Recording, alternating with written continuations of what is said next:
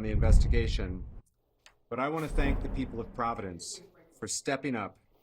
Breaking news right now, the Brown University shooting investigation. CBS News sources say the suspect found dead in a storage unit in Salem, New Hampshire. Here's the update from authorities they're giving right now. Minutes have felt like hours, but the people of Providence have done what we're best at. We've leaned on one another, come together and supported one another, and showed the nation what a tight-knit community looks like. It was because of the information provided to us by neighbors and the tireless work of our Providence Police Department, the Rhode Island State Police, the FBI, the ATF, and many other federal partners. The incredible prosecutorial advice and guidance that we received from the Attorney General's office. We all worked well together to be able to identify this suspect. I know we will have a lot of questions still, and we will continue to work to get those answers. But it is a great honor for me to turn this over to our Chief of Police, Colonel Oscar Perez, and I will say on behalf of the people of Providence, we owe him and every member of the Providence Police Department the deepest debt of gratitude. Colonel? Thank you very much, Mayor. Well, first and foremost, I want to offer my deepest condolences to the families, the victims. It was for them that this work was put together to make sure that they get the justice that they deserve and to ensure that this person was held accountable. Second thing I'll tell you is that I'm extremely proud of this department, actually the officers, the detectives, the Real-Time Crime Center, the Community Response Team, the Intelligence Division, the Narcotics Division, the Task Force. This past Saturday, as you all know, December 13th, Providence Police Department and Brown University Police Department responded to this horrific tragedy at Brown University 184 Hope. Our officers were there within minutes. That same day, Providence police detectives immediately went to work. Looking for video footage to see who this individual was and who was responsible. A person of interest was identified from that video footage. The person of interest was observed on Hope Street, turning onto Waterman Street, and that was one of the first videos that we released. At the same time, every federal agency you can think of was reaching out to the Providence Police Department and responded to the capital city. Images were shared with media within hours. Persons of interest it was the same individual that has been the focus of this investigation since the beginning. All the new images that we received of this person of interest were shared with the media continuously over the past 6 days.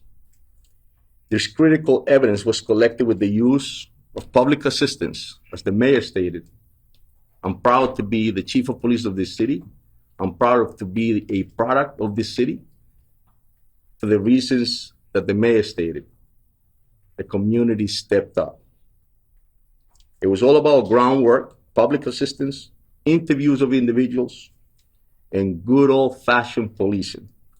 That is the type of police work that every police officer in this nation reminds themselves of, and that many do not understand. And that is critically important and often succeeds where technology alone cannot. We looked at financial records, we looked at video footages, and in the specific incident, it was actually a video that provided us with a description of a vehicle. That was corroborated through a tip that was received to the tip center. That room was packed with detectives, agents receiving calls on a daily basis. We started early and left late. And Flock and the LPR was able to provide us with this description of this vehicle. A vehicle was picked up by Flock, which led us to a car rental place in Massachusetts. Through that, the agents and their work as well were able to get us footage of this individual, as well as a copy of the agreement, which provided his real name. The video of that subject matched the description of that person of interest that this police department was desperate to put handcuffs on. That individual was identified as Claudio Neves Valenti, date of birth, and he was a 48-year-old man.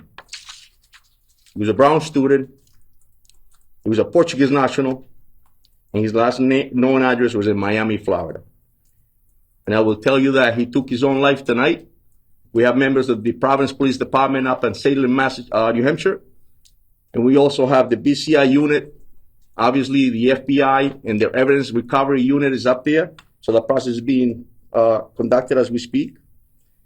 And it goes without saying that I would like to personally thank the efforts again of the Providence Police Department, the Rhode Island State Police, the Rhode Island Attorney General, the FBI, the ATF, HSI, the U.S. Marshals, IRS, DEA, Secret Service, and NCIS. There is no way that we could have done this by ourselves. In this nation, when horrific incidents like this happen, law enforcement steps up. Thank you very much. Thank you, Colonel. General Arona? Thank you. Thank you, Mayor. You know, I would describe the emotions on the investigative team, including our prosecutors and the agents, detectives from both state police, Providence, as mixed. You know, there is a sense of completeness in terms of the investigation, an investigation that's, if not the hardest, among the handful of hardest investigations that I've ever been involved with.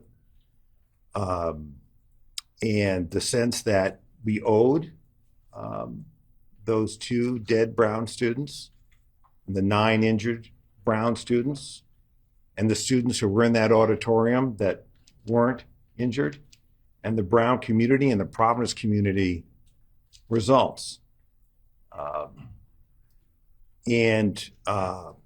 The teams worked really hard.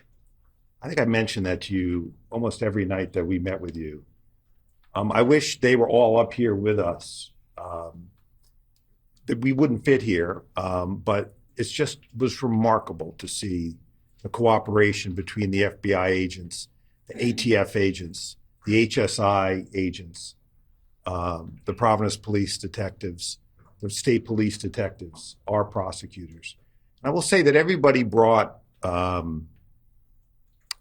certain expertise to the table, but it is nevertheless a sad moment when you think about those young people who were hurt, injured, or worse. 2 of them are now deceased. You know, to me, this was always going to be an investigation where something was going to break it open. This is Juliette Goodrich from the KPIX newsroom. You were just watching a live news conference. The latest information, Brown University shooting suspect found dead in a storage unit after an all-hands law enforcement manhunt that's been going on for days. We're going to continue to follow this, give you more information on the suspect and how he was tracked down, and the conclusion coming up on KPIX 5 at 7 o'clock. We'll see you then. We'll go back to regular programming now.